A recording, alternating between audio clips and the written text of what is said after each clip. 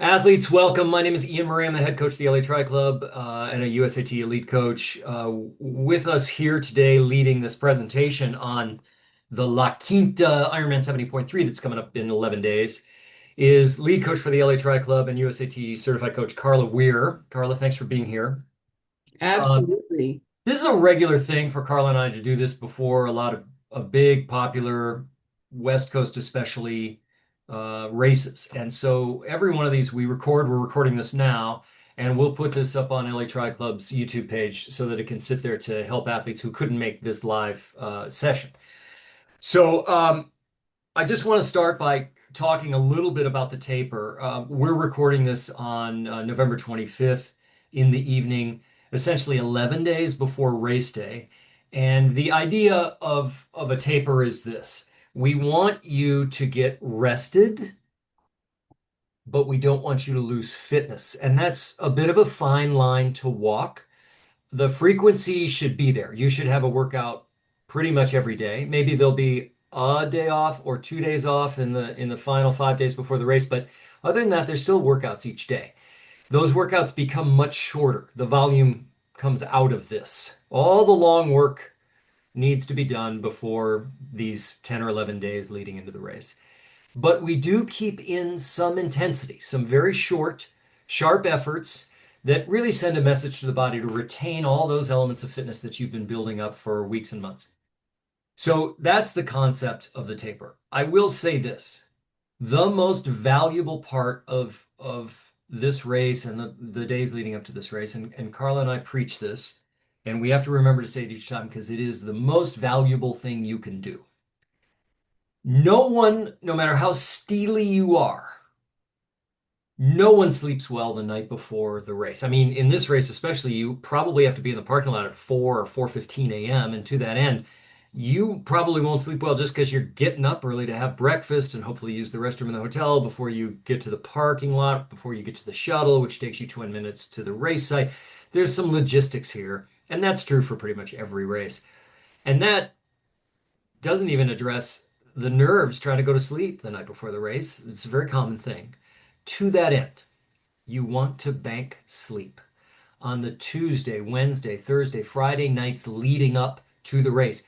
You need to get 8+ hours of sleep those nights, and you should go to whatever lengths are necessary. Keep the pets out of the room those nights. It's very hard to get a quality sleep after 6 a.m., so start your sleep at 9 p.m. Make it dark. If you can't make it dark, use an eye mask. Make it silent. If you can't make it silent, use earplugs. Get your temperature perfect. Really do what you can so that you can get the best night's sleep you can on those, say, 4 or 5 nights leading into the Saturday before the race. Um, I like to hit that early. I might remind that before we conclude here today, but I want to hand it over to Carla to get us started. Carla, take over. Thank you, Ian. So this question comes up a lot with athletes, and which is, can I show up the day before the race? Some races, it works out pretty well. You're thinking it's a local race. I'm going to drive there. I'll get there in 3 hours, and I'll just get up early that day and get everything done. This race has some more logistics than most because of the two different transition areas. So I do highly recommend that you get out of LA on Friday, even if that means driving after work and getting there fairly late. Get a good night's sleep Friday night, and then have a very specific plan as to what you're doing on Saturday. Um, there are athlete check-ins on Friday. There is athlete check-in on Friday from 12 to 5. So if you are planning on getting out of work early or not working on Friday, that's even better. Do the athlete check-in on Friday if you can. What's going to go on here is you're going to have your QR code that was given to you upon registration. They send that to you again a couple of days before the event, along with your photo ID, and the QR code is what you're going to need when you attend the packet pickup. At packet pickup in the athlete village is the same general area where you're going to find the athlete briefings. And they'll do two of those every day. On Friday, they're going to be at 3 p.m. and 5 p.m.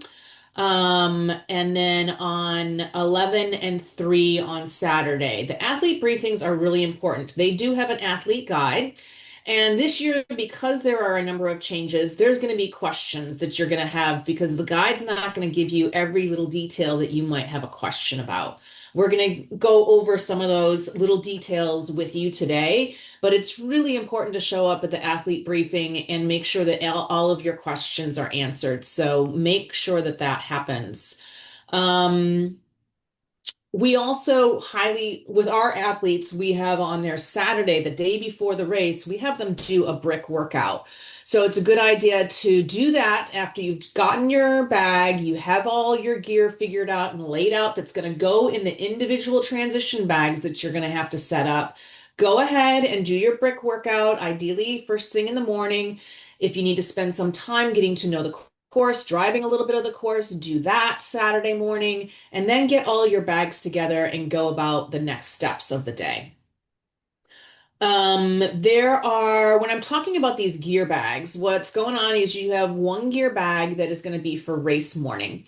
And that's going to be for you to put in the dry clothes that you're going to want post race, but also anything that you might want race morning. Sometimes swim starts get delayed. If it's foggy, if the conditions are inappropriate to get started right away, you might want to have some extra, you should have some extra nutrition just in case. Always have water with some electrolyte in it before the start of the race. That should be a disposable bottle that you can just get rid of when you're done drinking that. The race does start at the pros start at 7, the men start at 7, and the women start at 7:05. And the shuttle, which is going to take you from the athlete village to the T1/swim start, is going to start at 4 o'clock in the morning and runs until 5:45. So I think this would be a good time to take a look at the map that's going to be the athlete village area. Yes, and I think you're queuing me up to that. Yes. Thank you. All right, here's how I'm going to do this. I'm going to start by sharing my screen with the address given. We got to talk about this. Yeah. So here we go. I'm going to share my screen real quick. Um, So aside from this race, has changed where the athlete village is, which means where the race starts, where the race ends and where the run will be is a different location, but the bike route is pretty similar. yeah. One of the upgrades to this new location is that you are much closer to the lake. So your shuttle is only going to be about 20 minutes versus what was about 35 minutes in the past. This red dot right here represents the village, the athlete village. I'm going to zoom in here a little bit and then I'm going to switch to satellite. And what you're going to see is there's a golf resort here. And and the golf course is very bright green here in the desert. That's the part they water. And if I zoom in a little bit more, what you'll see is there's a grassy area here. It's not a putting green. It's not a fairway. It's not a tee. This actually isn't part of the golf course. But there's a building here. There's a lake. There's some walking paths in between. There's something that resembles some sort of stage here. And our guess is the first year, but it seems pretty obvious based on Ironman's method of operations is they're going to stake out an area of this grass and they're going to build an expo of tents here. And that's where it's all going to take place. That being said, the parking will not happen right here. And I'm troubled by athletes who have to walk too many miles the day before or the morning of a race. So I think it's really important that you're super organized at the point that you leave your car and make the journey to the expo to show your photo ID, show your registration QR code, get your wristband, get all your gear check bags, get all the stuff together, and then be ready to check in. And because I don't think you want to be hustling back and forth, what I think could be a mile between the car and this expo area. Because as I zoom out here, I think the parking area is going to be. All right, I'm going to just switch screens and we can discuss this a little bit. Here's page 18 of the athlete guide. And here's this drawing of this dirt parking lot where they're saying their parking is going to be. And you can see that at the top here, this yellow line, which is the shuttle route, is Avenue 54. Down here at the roundabout in the lower right-hand corner is Avenue 52. And this stretch of road right here is Jefferson. Well, and if you look at this little dogleg lake with some houses around here and then a little lake just below it. So 54 Jefferson Dogleg Lake. I'm going to switch back to our map. And right here is your Dogleg Lake, the little lake. That means the parking area at 54 and Jefferson is here. And that looks like a hell of a long way to our Red Dot Expo. I think that's a mile. If I ask for directions from the red dot, which is Expo, to let's say this Hideaway Properties, which is someone's home business, and it's done by walking, well, that right there is 1.3 miles, and that's the top of the parking lot. So the point is this. When you park your car and you're walking to Expo, have it all. Photo ID, QR code, have all your bike stuff together, all your run stuff together. Be really ready to do it all in one shot. Even shop the Expo and get some Ironman branded duds so that you only walk there once and walk back once and you're not spending all day hustling about. What do you think about that, Carla? I think it's a great idea. So what you're going to do is you're going to pick up your bag, you're going to go back to your car, you're going to have everything in your car that you need. You're going to put together your T1 bag, you're going to put together your T2 bag. You're going to leave your T2 bag at T2. So now you're going to have to go walk back towards the expo and you're going to be hanging those bags. I imagine it's going to be by race number. So on race day, when you are finishing the bike, you're going to grab that bag. You are going to take it to where your run gear is set up. You're going to take off your helmet, your sneakers. You're going to pull out your run sneakers, and now all of your bike gear needs to go into that bag, and you'll leave it at your spot. So that's how that's going to work. And then you're going to pick up your T1 bag, and you're going to take that to the lake with your wetsuit that must be dry. There's no opportunity to swim at this lake prior to the race. So if you're going to get in a swim before the race, it's going to have to be on Friday so your wetsuit is dry when you drop it off. Yeah.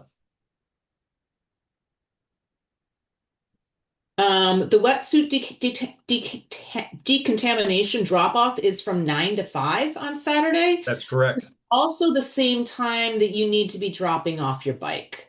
So can we go to the lake?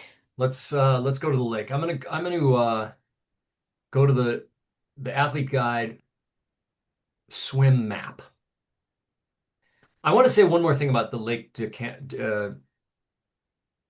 um, Kahula. decontamination, the wetsuit leak decontamination. After the wetsuit has been decontaminated, they're going to put a tag on it. You have to leave the tag on your wetsuit because they won't let you in the water unless you have it. So don't tear that off. Leave it there. Everybody's going to have one. You're going to have one too. Um, they encourage people to do a warm up here, and Carla and I have just debated this over some time. And here's my thinking now. The weather's been great in Palm Springs. It's been mid 80s for several days. I think for the next 4 days, it's low to mid 70s. Nighttime lows aren't that cold. Like, I think this could be one of the warmest water years that Lake Kahia has had in a long time. And that can be a good thing. However, I want to say this. The air temperature is probably going to be cold on race morning, so you really have to overdress. You have to overdress when you drive to the lot, stay overdressed when you get on the shuttle. Um, do a little warm-up jog, overdress so you get hot. Like your core temperature really gets up and you get perspirate, get hot.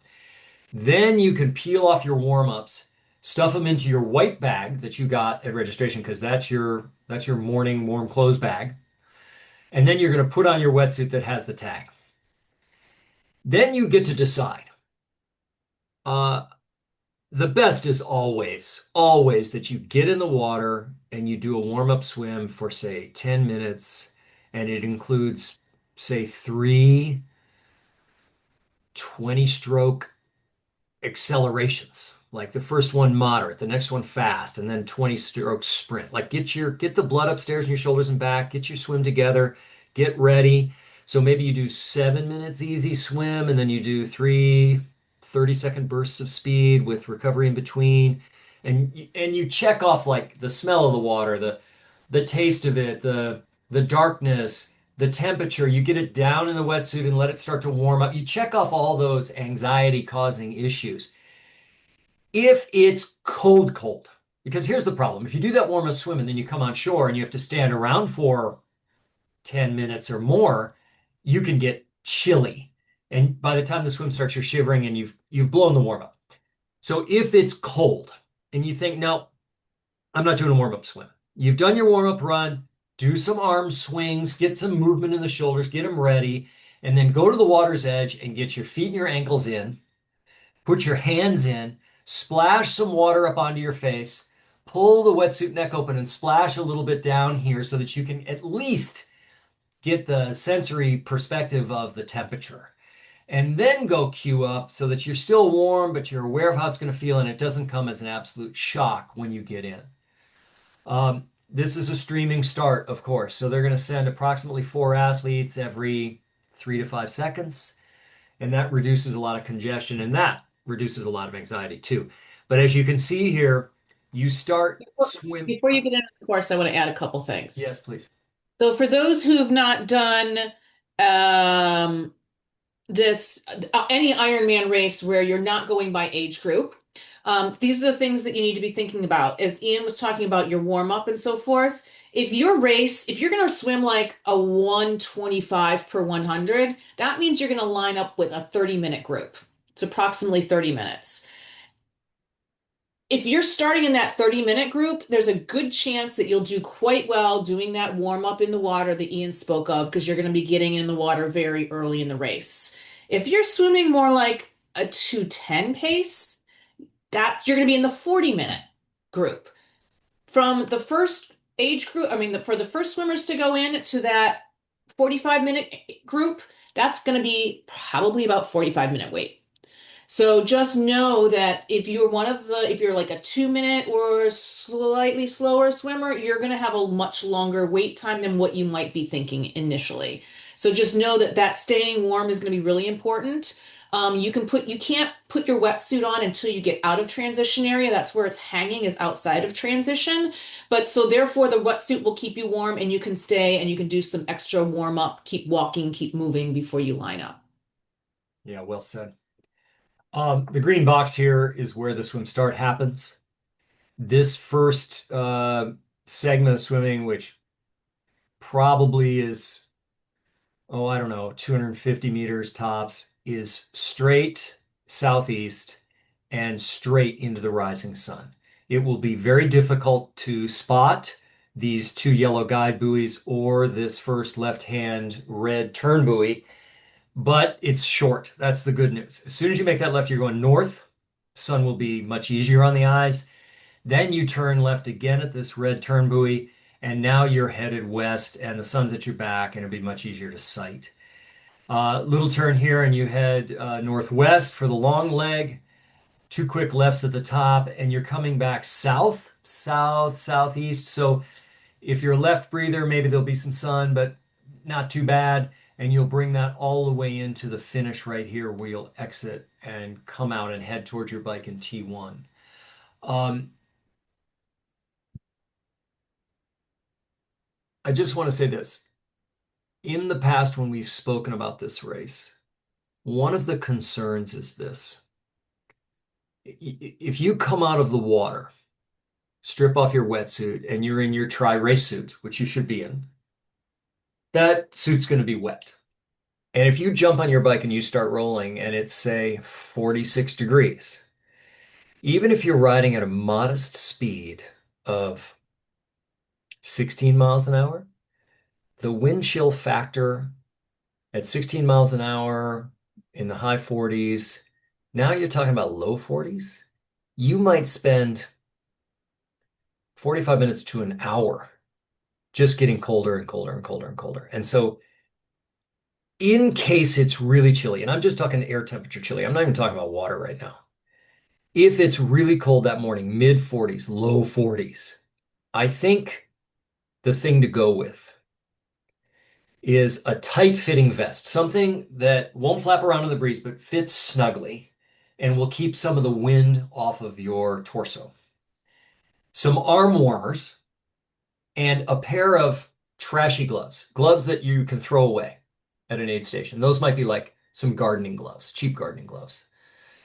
And if it's really, really cold, T1 should be a little bit longer so that you can put on vest, put on arm warmers, and put on gloves. All dry, fresh stuff. That way, when you ride the first hour, your hands will still be working for brakes and shifting and grabbing the water bottle. I mean, you can get so cold that your fingers just don't function anymore.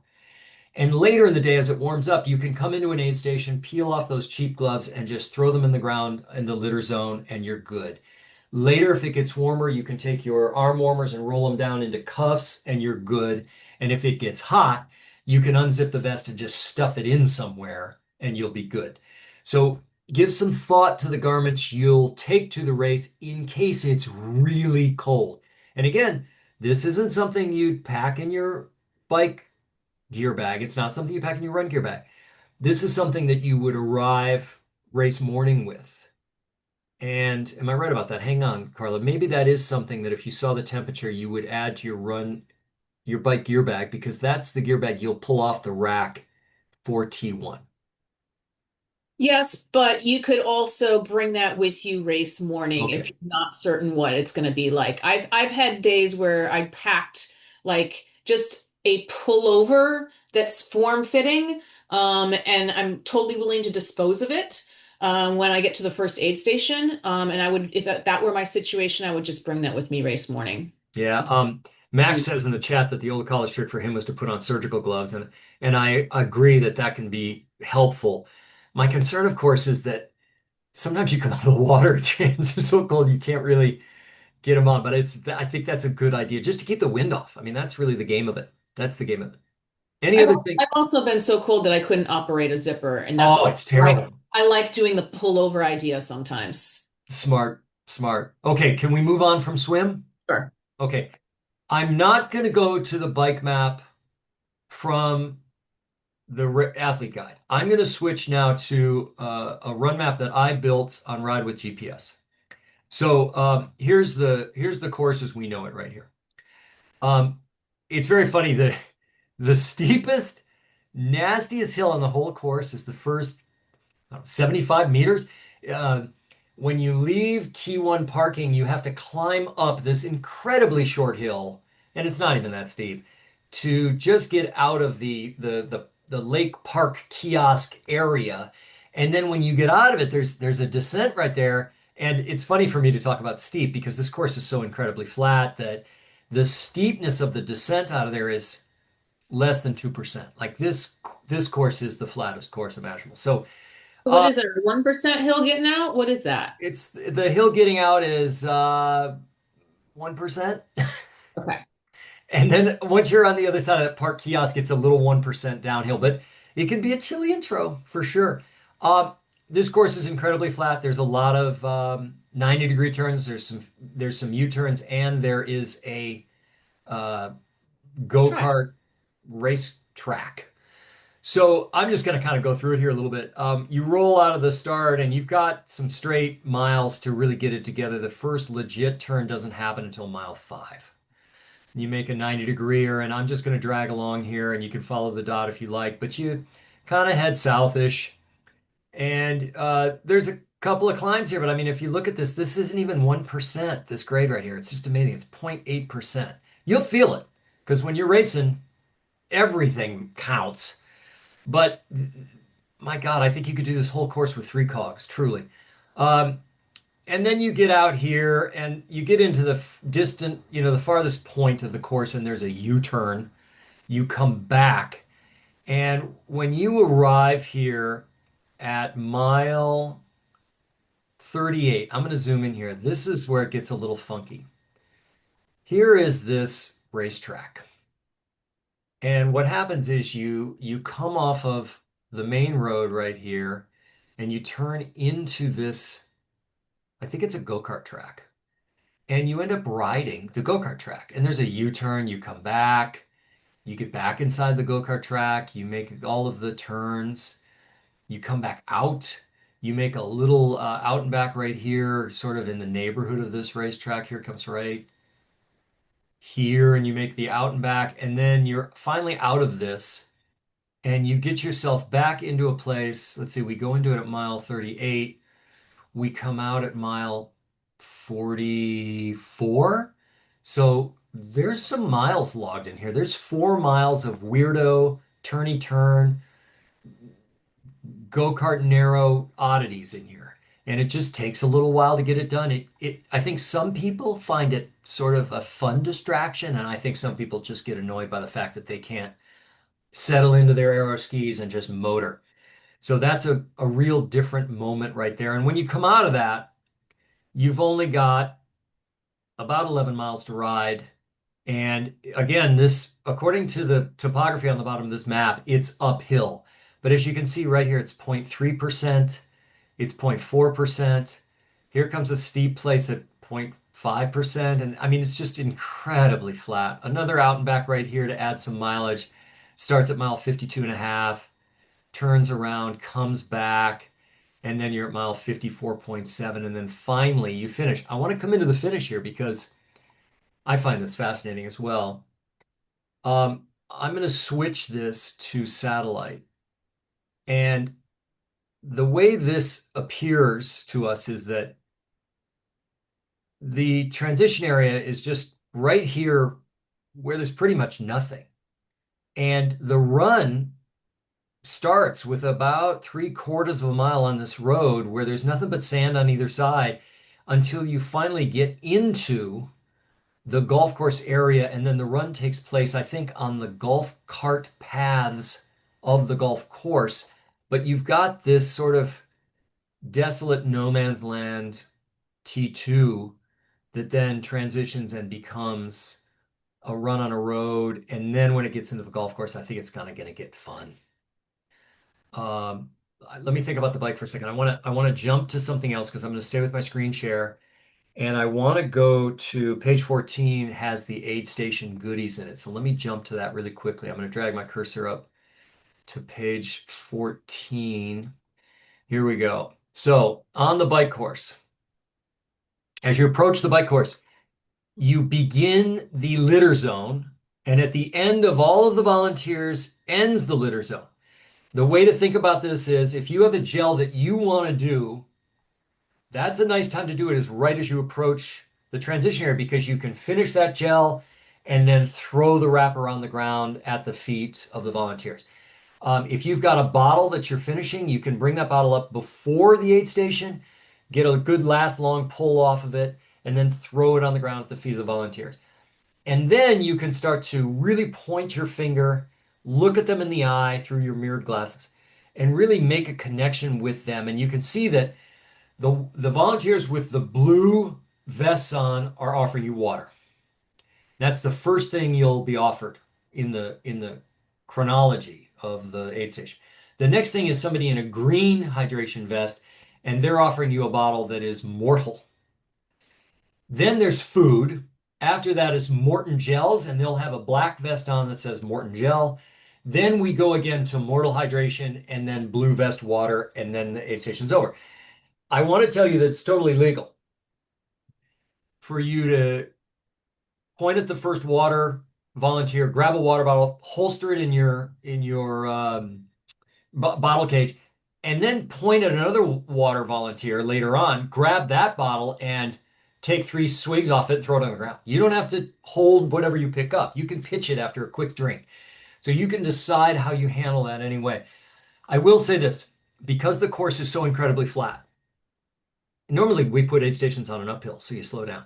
Because this course is so flat, if you're the type of person who's riding at 21, 22 miles an hour, it's not easy to take a hand up at that speed. It's easy to drop the bottle. So you might want to soft pedal or just bring the pace down to say 17 miles an hour, 16 miles an hour at the moment so that you can be sure to grab that bottle. Because if you need it, you don't want to miss that and then wait another 12 miles maybe, because these aid stations are every 12 to 15 miles, and so you need to hit them when you need them. I want to add one more thing about this course because it's so flat. The only thing we worry about is wind. I'm switching to Wind Finder. And what Carla and I did before we started the call was we just went through a few days. So tomorrow's Wednesday, and at 7 a.m., there is a 3 mile an hour north-northeast wind. At 10 a.m. on that day, the wind switches a little bit to sort of a north-northwest, and it stays very, very light. Thursday at 7 a.m., north wind, really light. 10 a.m., it gets even lighter. Friday at 7 a.m., this is a west wind, still not that strong, only about 4 miles an hour. And at 10 a.m., there's no wind at all. Saturday, 7 a.m., north wind at 2 miles an hour, maybe. And then at 10 a.m., no wind. If the weather, if this is a typical morning wind for the area, then if we have a typical morning on race morning, there will be light to no wind to deal with. Now, of course, storms can come up, things can change, but this is a flat course. This is a course that doesn't get a lot of wind. This is and has been in the past a very fast bike course.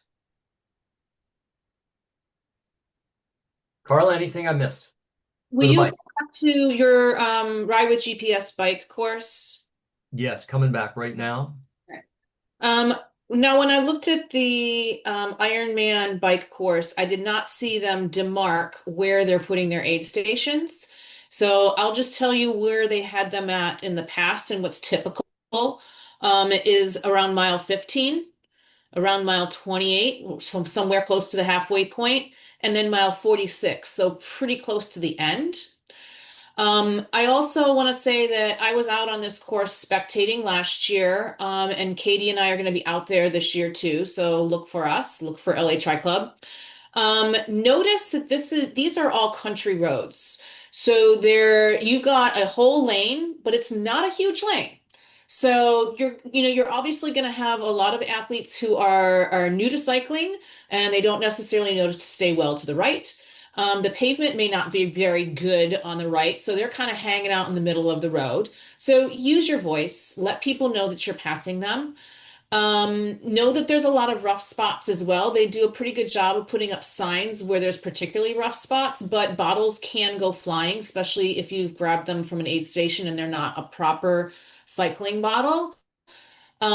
Also note, there's a lot of roads that have to be closed because of this race. But that doesn't mean that they're not letting traffic through now and again. They are going to be letting traffic through. They're going to look for opportunities where they see gaps, and then they're going to let one car go through, usually one car at a time. And that just means you still have to be aware. Even though there's a lot of patrol, there's a lot of safety aspects to this course, people don't always listen to the security that's around them. So be aware, look for opportunities where cars might decide to come onto the course. I certainly hope that that doesn't happen, but just know that an awful lot of roads and there still is traffic going from one end of town to the other. So that can be an interference, just to be aware of. Yeah, great points. Let's talk about the run. Yeah. I'm going to jump to the run map, which is page 42 of the athlete guide. So I'm just going to scroll on down here really fast. And then I'm going to share my screen again. And here we go. So this run takes place in and around this golf resort. And as you can see, this is just all on golf path. So right here is the square box that represents T2. And this is that long Silver Rock Way that is sort of this no man's land empty road that's about 3/4 of a mile. And then when you get into here, you pass the Finish Line Expo area and you get onto those golf cart paths that just basically curve around this thing and follow it. There are 2 laps here. And I'm going to attempt to zoom in to show you where that second lap begins. So we're right here at this corner. I'm going to plus it up a little bit, and you can see this little circular arrow right here. So when you come into this and you start this, you're going to come back to this place, and that's where you're going to make a U-turn and do this whole thing again. In the past, athletes were quite surprised at how lumpy the run course was. This is another run course that's on a golf course, and yeah, there's going to be some slight rollers, but this run course is much flatter than the other one. 196 feet of gain. Yeah, that's pretty low for 13. And you can see there's aid stations roughly every mile with water and mortal. There's one here, another drop here, another drop here, here, here, and one out here at the distance. So as you roll through, you get the idea of how it goes. And also you can study this and you can see that if mile one is here, that means this is probably 3/4 of a mile. And then you make this little turn and you come back and there's your first mile. And then as you go, here's mile two down here. And then you come around this aid station, you head back up. Here's mile three, past another aid station, mile four, five, six. We're at the other end, the top now. And you come back down towards mile seven and you make the U-turn right here to start your next lap. And mile seven is right here. So it following the arrows and the mileage numbers, you can solve it pretty quickly. Um, what else? Oh, let me go back now to um, that page in that showed, I think it's very similar to the aid stations. It's very similar to what the bike was. As you're running along, what you're going to see is that you're offered um, food. It's at the end, Ian. Is it at the end? Mm. Run map, bike map. I thought I made a note on this. I apologize. Hold on one Sorry. second. Basically, what you're going to note is that there is a pattern. Every single aid station is laid out the same. So if you know what you know you like water, water's going to be at the beginning, water's going to be at the end.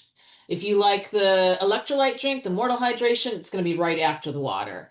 So just seek out, know the pattern. You'll click pretty quickly and just stick with it. And if this distance is fairly new to you, then you're going to be walking the aid stations. Use that as your recovery. Great Take point. your time. Look for the things that you want. Maybe you've never thought you needed food while running a 13-mile course of any kind, but this day may be different. Something might appeal to you that didn't appeal before. If your brain is telling you to try it, try it. Yeah, the only thing that differentiates the run aid stations from the bike is that they slip cola in here between Morton and Mortal. Okay, So that's the only difference. What else? Drafting on the bike?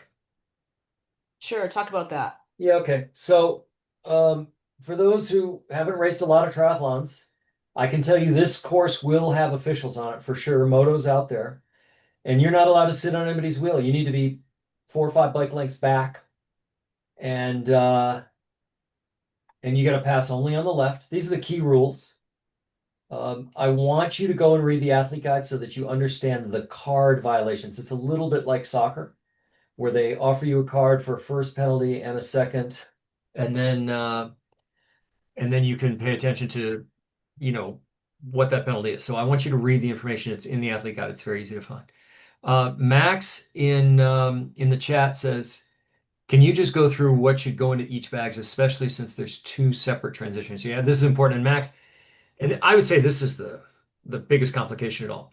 When you go to register, you need your photo ID and the QR code so that you can get your wristband. That's critical. And then it becomes a bit of a conveyor line there where after you get your wristband, you're going to be given a white bag for your morning warm-up clothes, and you're going to be given a blue bag for bike and a red bag for run. And then you're going to be given some other stuff, swim cap, run number you have to wear on your body for the run, and a few other things. And you're going to need to then go and find some space where you can set out your bags and get organized. The white bag you can just move to the side because in the morning, whatever you're going to wear to stay warm in the morning is just going to go into that bag that's totally empty, filled with your warm-ups, tied up tight. dropped in the zone. There's a big pile, and your number's already on the bag, so it's no problem. And then you're going to put on your wetsuit and you're ready to rock and roll. Okay. Then you've got to think, all right, visualize yourself. I've just finished the swim and I've come out of the water and I've found my Velcro and I've found my zipper leash and I'm peeling off my rubber. And then, ta-da, what am I wearing and what do I need to get on the bike? And so, for sure, those things include helmet, glasses, sunglasses, bike shoes. If you're going to wear socks with those bike shoes, you're going to need those. We talked about if it's cold, you're going to use some sort of glove, arm warmer, vest combo. Now, you will have gotten to your bike the morning before the start of the race and put your water bottles on that you wanted, put your food on that you wanted. That stuff doesn't have to be on the bike when you check it, but in the morning you'd go there. But it's the stuff that's in your bike gear bag that you're going to need. So it's going to be helmet, glasses, bike shoes, and if you're wearing socks, bike socks. And then if it's chilly, some warmer duds on top of that. Okay. Then once you have all that stuff packed in your red bike bag, and you've cinched it up and you're good to go and you've set that aside, now you have to visualize, all right, I'm finishing the bike. I need to know what am I wearing on the run? Well, the hope and expectation is you're going to stay in the same tri-suit you're in. So then it becomes, does the helmet come off and you put on a cap or a visor or something like that? Can you reuse the sunglasses you used on the bike for the run, or are you going to do new ones? Okay, then there's run glasses. Then you're going to put on shoes for the run, 13-mile run. I'm going to say socks for that. So you're going to have fresh socks, or you're going to use the same socks you had on the bike. You have to decide. And then I would say a number belt with your number pinned on it. So an elastic number belt that clips around your waist. Number can just hang behind you while you run, and maybe you just turn it around when you cross the finish line. Um, and then the little things like, you know, are you doing sunscreen for the run? Um, do you suffer from chafing or blisters between your toes? So you're going to take an extra 10 seconds and put some Vaseline or something between your toes. Yes, for an Ironman for sure. I don't know if that's necessary for a half. Um, Maybe you're going to use a bike computer for the bike and you're going to have a watch for the run, or maybe you're going to wear a watch through the whole race because you're going to try and time your swim. Those are other things you might think about. Maybe you're not eating anything that's served on the course. And so, gel wise or calorie wise. So you're going to take your own thing. And if that's the case, then you better have a flask with some gels in it, or the gels you like, or the peanut butter and jelly sandwich, or the extra large pizza with mushroom and pepperoni, like whatever you're doing. If you're not eating what's served on the race, then that needs to be in that bag too. And then again, remember, you're at the expo figuring this all out, stuffing it in there, and then you cinch that bag up, and now you're ready. You're ready to go check your bike. You're ready to check your bike bag. You're ready to check your run bag, and then you're just going to keep your white bag for the morning, and you can just go through it all again, visualizing coming out of the water, getting out on the bike. Do I have it all? Visualizing getting off the bike into the run. Do I have it all? Then you're ready to go. Which also begs the question, since there are two transition areas and you're leaving your running shoes behind the day before the race, what are you going to wear race morning? Are you bringing another pair of sneakers with you so that you're comfortable the rest of Saturday? I would suggest yes, rather than walking around in flip-flops. And maybe you want to even for race morning, sometimes I just bring an extra pair of socks that I'm willing to throw away, and I'll just walk around after I've left transition. I'll just walk around in some warm socks until I have to get, even while I'm standing in line to get into the water, I'll just keep those socks on so my feet stay warm. Nice. There's only one other rule I want to mention, and that is it's so funny because the athlete height Oh, guide. wait, can I say something? Oh, yes. You were talking about what you can't do to draft. Will you talk about how to get into the draft zone and pass people? Oh, yeah. If if you're say a strong cyclist and a slower swimmer, you're going to pass a lot of people, and you can do this legally, safely, and get a big advantage. And what you do is that draft zone that we talked about, let's say 5 bikes, give or take a little bit. You have to get through that zone and make the pass on the left within 15 seconds. And that can happen pretty frequently if people are stacked up legally You can just basically go around one cyclist on the left side, then pull in front of them to the right a little bit. And now you're in the draft of the next cyclist. And as long as you clear that person in 15 seconds and get around them on the left side, you can keep linking that together all the way up. And you could benefit from that quite highly. Now, I will say this, do not ride right up onto that rear wheel before you pull off to the left. There's a couple reasons why you can't do that. One is some people are riding and they get a cramp and they want to stand up and stretch, and suddenly their bike is going from, 20 miles an hour to 15, and you can get a wheel overlap in a hurry, and that can be really dangerous. So swing out early, don't come right up into their wheel. Another is that, let's say, you're a hot shot at 23 miles an hour, but there's somebody else at 25. If you swing out to the left to make that pass, but then you block the next rider who's coming up, that can be illegal. So you have to be able to check back, make sure nobody's coming, and pull out. So you have to be really aware of what's going on. And there's no mirrors on the bike, so you got to be looking back. Um, and then lastly is this. I, it's perfectly fine, and I would say even smart to speak to those athletes on your left, coming up. But I would wait until the last second. And here's why. People don't like to be passed while they're racing, and some people will accelerate if they hear you coming. And if you enter that draft zone, you can't then back out. You can't say, "Oh, I'm going to pass this person," and then go, "Oh, I'm not going to make it," and back out. That's drafting.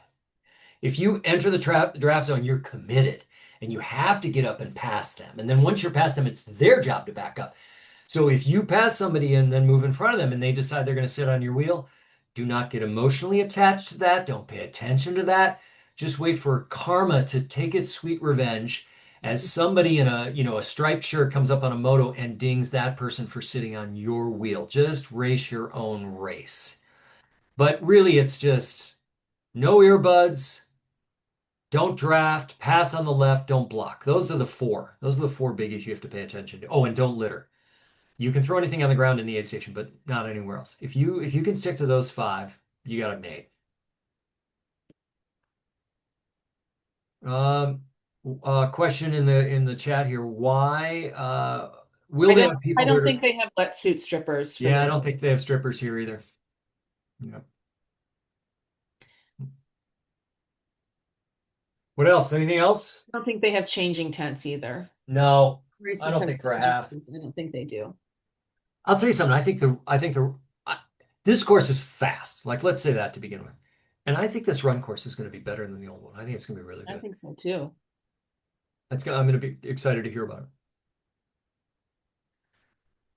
Is that it? Are we there? Have we done it? Think we've done it. I'm just going to hit on these key issues again. Bank sleep in the 4 or 5 nights leading up to the race weekend. Bank it. Try and get 9 hours. Really go in rested. Take each leg of the race. Take the swim. Divide it roughly in half. Swim the first half easy and the second half stronger. Take the bike. Divide it roughly in half. Ride the first half easy, the second half stronger. Take the run. Run's easy because it's 2 loop. Run the first loop comfortable. Keep your calories coming in. And then if you're feeling good when you pass, say, the 7 or 8 mile mark, pick it up. Finish stronger. That's called negative splitting. If you do it, you're kind of guaranteeing yourself. And by the way, when you focus on this easier, stronger, negative split concept, don't think of it as, oh, I'm going to race the second half. No, think of it as, I'm really going to back off the first half. The first half of your bike should not feel like a race. You should be riding comfortably. You should be cheering on people as they go by you and as you go by them, spreading positivity, going easy, being able to talk, sipping and snacking, Warming up. warming up. Like, take the, here's the thing, you're going to get passed by some people when you ride like that. And it's okay because at mile 5, those people who passed you will be walking and you will be still running. And that's what it's all about. It's a triathlon. It's not a bike split. That's not what it is. So hold back so that you can finish strong. And I'd add, have your nutrition plan written out, especially since you do have these separate transition areas and you can't just fake it on race day. So know what you're going to be using on the bike, have it written out so that you have that prepared, and then have a separate package of things that you need for your run course if you're not going to be using everything on course. Okay. I'm going to end the recording here. I just want to close by saying, Ian Murray, Carla Weir, we're the coaches who handle all the performance athletes at the LA Tri Club. Don't hesitate to contact us. It's very easy. Ian at LA Tri Club, Carla at LA Tri Club, send us a note. We're here to help answer any questions. If you're a member of the LA Tri Club or if you're not, we're here. Our whole existence is based around helping athletes do well in multi-sport events. So don't hesitate to reach out. And we'll see you back here soon. Thanks.